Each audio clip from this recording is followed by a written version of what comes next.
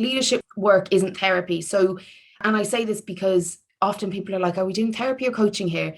If something is getting in the way of your personal or professional evolution, awakening, experience, development, progress, then that's where you look for what personal development you need to do. It's not sending someone off to a personal development course for the crack. It's knowing that the thing that's getting in their way is where the personal development needs to happen. So I kind of have this belief, it's a bit like, it's like pain in the body, where pain shows up in the body is where you need to pay attention to trace back where it's rooted from. So when I work with a leader, if they're telling me they're getting stuck on relationship, then I might explore what their idea of a good relationship is. So that's where the personal development comes in. They're getting stuck on confidence. We'll have to explore like where they're getting stuck and why they're getting stuck. So yes, it's absolutely, like, I think it's central, but it has to be appropriate for the challenges or limitations they're experiencing. It's not exploring it just for the transformation of it or for the development. It's exploring it to ease the leadership needs or development that they're struggling with. So yes, it's there, but it has to be within the context of what they need, as opposed to just a kind of a navel-gazing process or a therapeutic process because I think they need it. It's not about that. It's actually has to be directly in relation to the thing that's holding them back. Sometimes the organization will say, this leader needs work. And I do have a 360 review that happens sometimes before I bring somebody in, that they have full access to the information and we go through it together. But what I will say is that once we're in that room, often the real reason for that issue that's being pointed out presents, and that can be a personal issue or could be a systemic issue in the organization.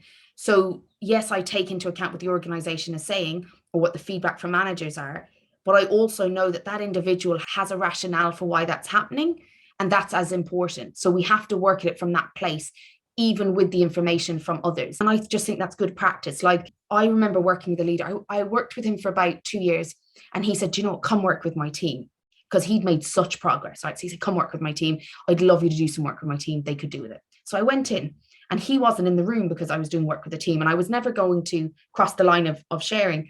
But I found out in that room that the work he'd done with me privately in coaching didn't transfer to his work at work. Even though he told me it did, even though his perception of it was, it didn't transfer because his team were having the same issues that he came to me about.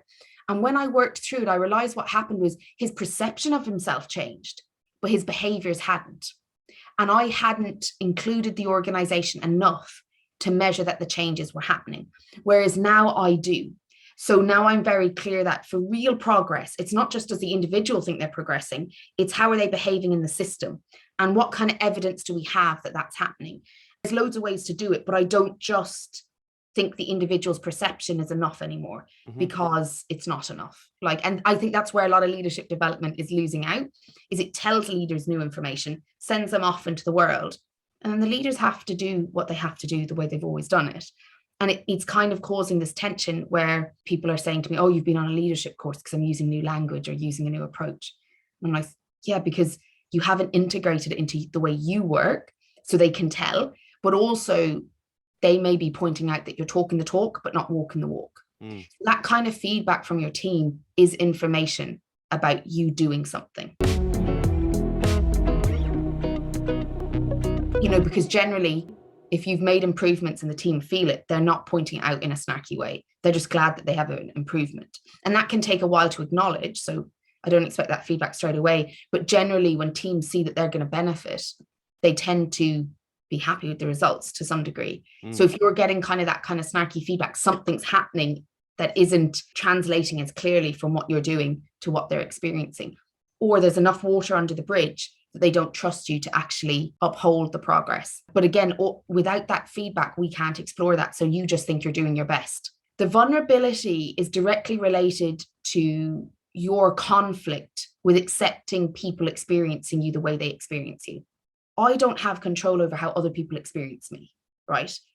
And what I have control over is the goodwill I bring, the intention, the adapting I do to be helpful in environments or to create connection. But people are always going to have a reaction to you. That's okay.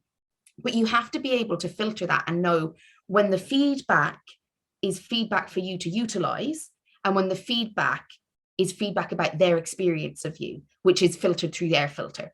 That's not always explained when we do these feedback cycles. So for me, feedback is really important, but you need to know how to filter it to use it properly. Because if I had panicked about the arrogant feedback from one person out of 20, I could have suddenly stopped being confident when I first meet people to make people feel at ease with me. But I realized that I would be playing into a role that society gives me. I'd be undervaluing the research and work that I do. I'd be playing into some weird power dynamics by trying to be something I'm not for acceptance. So if it's frustrating for people and it's getting in the way of my connection with them, then I need to work on that. But we have to be able to filter feedback to know when to take it and when not to. A lot of people who don't want feedback won't take feedback. So it doesn't matter that you get it. It doesn't matter if you put them through 360 reviews.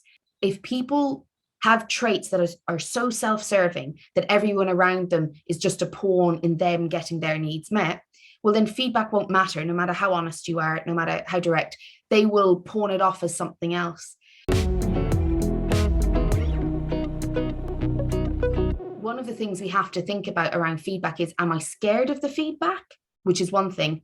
Or do I not want it? Which is another thing. So people who don't want feedback, even putting them through 360 reviews, like leaders, after doing reviews with them, it doesn't work because they have a reason for it. It's never them. They dismiss it as unimportant. Whereas people who are scared of feedback, which is a normal response when you're worried about what that's going to mean about you and your identity, first, they actually usually have to learn to filter it. Like, I'm like, is that feedback because of the organization you're in? Is that feedback because of that relationship with that person?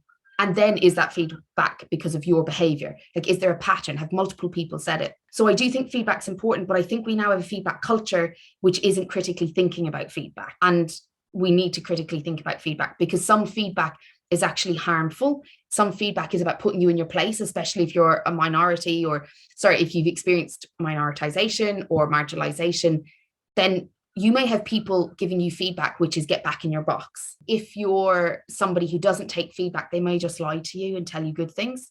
So sometimes I see that.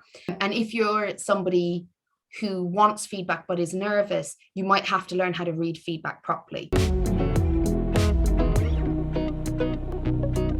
Become like all about feedback culture.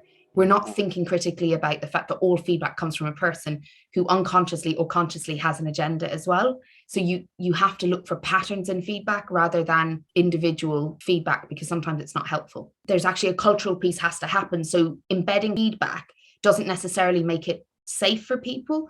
So one of the things, like, I've worked with people who've been very harmed by feedback culture, because actually feedback culture was a defensive way, let everyone say what they want, but no accountability. So if somebody had like a dig at you, they'd give it to you as feedback. Or if somebody was trying to take control of a department, they'd give you feedback that told you back off. When the feedback culture wasn't there, it was easier to spot it for what it was. So I think that to help an organization have a feedback culture, they first need to be able to identify what's helpful and unhelpful feedback, and also methods of feedback being safe. Teams are safe enough to give feedback in front of a group. Some teams aren't safe enough to give feedback in front of a group. And you need people who know how to critically think and measure that before they decide that every team should be doing it in front of everyone, because actually it can create really unhealthy shaming experiences for people. And I've seen it do a lot of harm. So I do help people, but it's a very complex piece of work that needs people to understand that critical thinking involved. And also what might be the safest way to introduce a feedback culture that actually increases performance and isn't necessarily weaponized against employees or managers or leaders.